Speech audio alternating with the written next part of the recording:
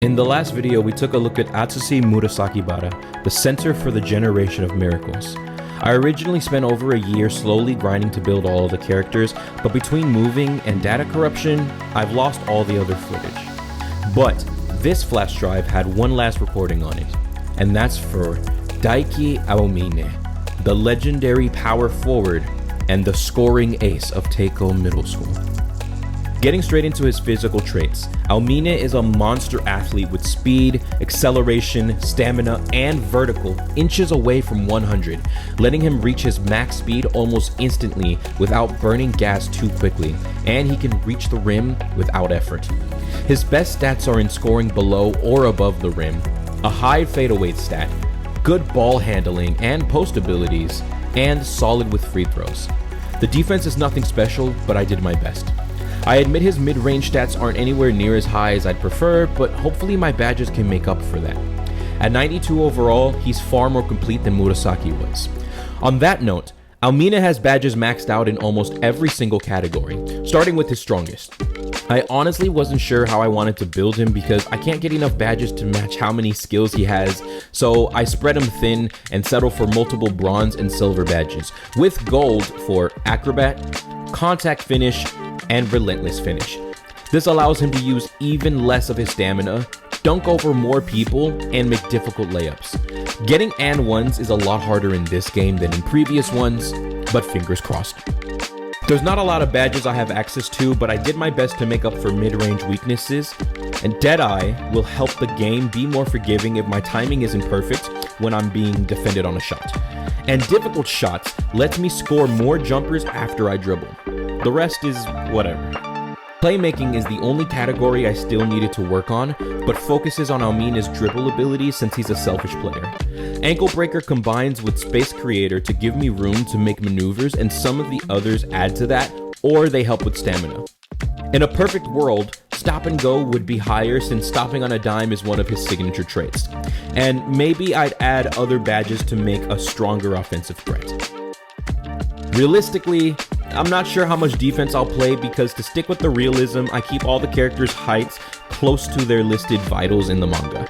That means I'm an undersized player for my position.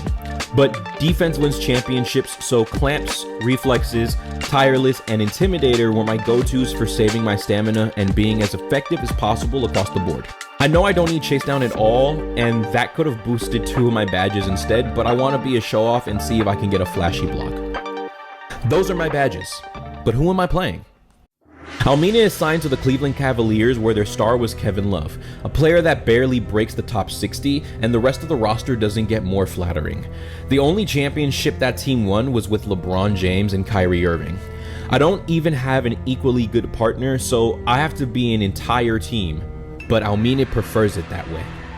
To really push myself, I'm facing the Golden State Warriors with the impressive D'Angelo Russell backing up the dangerous trio of the 5-time all-defensive player, Draymond Green, an uninjured, perfectly healthy Klay Thompson, and the best shooter in the league, Stephen Curry, the latter being in the top 6 for the 2K20 roster. Surprisingly, their win ratio is far below normal in my simulation, but we have no outside shooters, no perimeter defenders, and only one consistent scorer, being myself. To make matters worse, just like the manga, I'm coincidentally not very well liked by my team, so at times they can ignore me and make an even worse play. Especially the newer player Colin Sexton, drafted about a year before me. My work is definitely cut out for me, but let's see how I do. While we start the tip-off, I'd like to state that this Aomine has already won a championship in his first year, so the teams aren't exactly what they should have been since players got traded around. Because of this, I got to demand we trade for Anthony Davis because our original center was trash and it allows me to not worry about rebounding. This also means that the enemy AI is a lot harder than they originally were, and as you can see, the defense is impeccable. Still, I can't let a block deter me, so I push onward, but I end up missing more shots even without pressure on me. It was going to be an uphill battle trying to get good numbers. On the other hand, my teammates barely put any pressure on, and that led to all of the Warriors scoring on us from just about anywhere they pleased. If I switched off my man to help play defense, that was a guaranteed 3, so I was trapped from the jump. Anthony Davis finally broke the lid off from the rim for us by putting our first points on the board with an elegant glide into a dunk, which was followed by an alley-oop right after that. I won't make this a highlight edited to make me look good, so I'll admit that I was caught lacking from time to time too, but I'd make up for it later. There was a bit of a battle brewing between me and Curry as we were really going at each other, trying to outscore the other person. Whether I was forcing in layups I shouldn't have made, or he was draining them from outside with plenty of space. With us trying to be the leading scorer of the game, AD gets a block all ready to tip the momentum into our favor, with Aomine grabbing the rebound and running it to the other end, being chased by Draymond Green. He kicks a sweet dime to me at the baseline where I beat Curry on the first step and rise over their center for a quick lay-in. Thompson was left wide open for what must have been the 3rd time, but missed against all odds. Even with 3 men in the paint, we failed to grab the rebound, and even being double teamed, Chris muscles his way into an easy 2 points. Embarrassing. I am now on the wing trying to get something going for myself.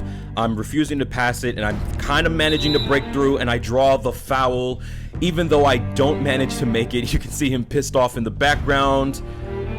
And uncharacteristically, I missed the first free throw attempt. And there we go with the second one. My 1v1 with Curry heats up as he breaks by me, but Anthony Davis was there to shut him all the way down while I zoom past every other player, making it to underneath the basket. Unfortunately, the pass is tipped, but we maintain possession. Plays like that are the reason that we can't make enough progress getting a lead. With that, the first timeout gets called, so we all have a second to regroup. But I come in attacking with intent off the pass from Davis, getting Steph in the air. No good. But I force a foul, so I get 2 at the line. More importantly, this is Curry's 2nd foul already, and in the game of basketball, you get ejected once you get 6. My goal is to take out their head and make it easier for all of us. Both attempts are good. Now that I'm beginning to get my footing and get a finger on the pulse of the game, I'm starting to find ways to squeeze right through the teeth of the defense.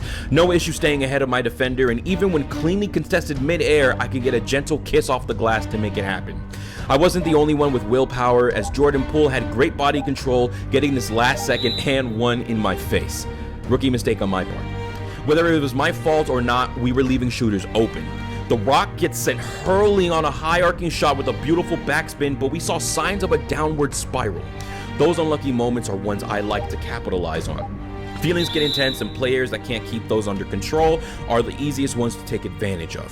When you lose your temper, you don't make just a bad play, you give me 2 points that I can make with my eyes closed while you sit there and watch me. Back on the wing against Curry trying to bait something, I managed to get about half a step ahead of him, gunning straight for a bucket on the center. He rises up to challenge it with Draymond right behind, but I put it up with a little English to get a tough basket in the faces of their 2 best defenders. I was sending messages with my basketball.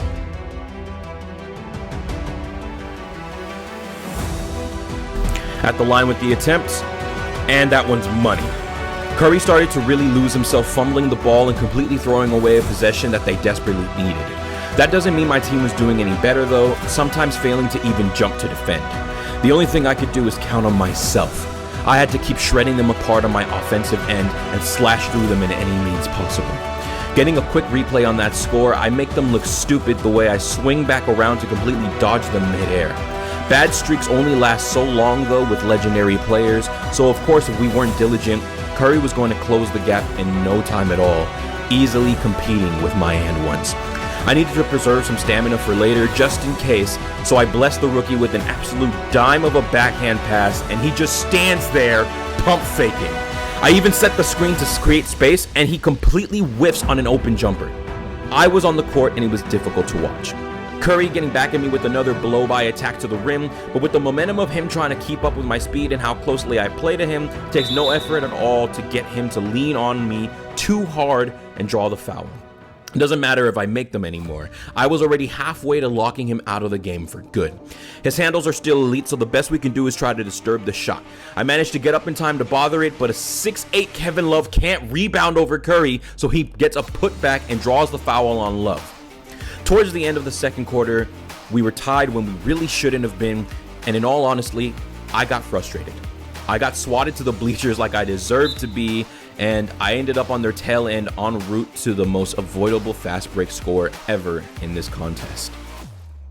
I had to redeem myself after this terrible play of mine.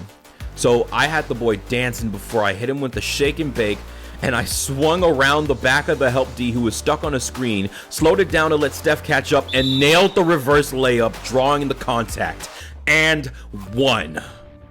Double teaming Clay playing help D, I rushed the open man after the pass and leaped about 7 feet horizontal to contest the would-be open shot, making it in time to force the miss. As if the defensive clinic wasn't enough, I got another and one, making that 2 fouls for Draymond from me alone and a dangerous 4 fouls for Steph. At this point, every time they scored, I scored back, and I did it better. Being off balance or physicality weren't enough to stop me anymore. I will say Poole consistently impressed me, reminding me a bit of myself.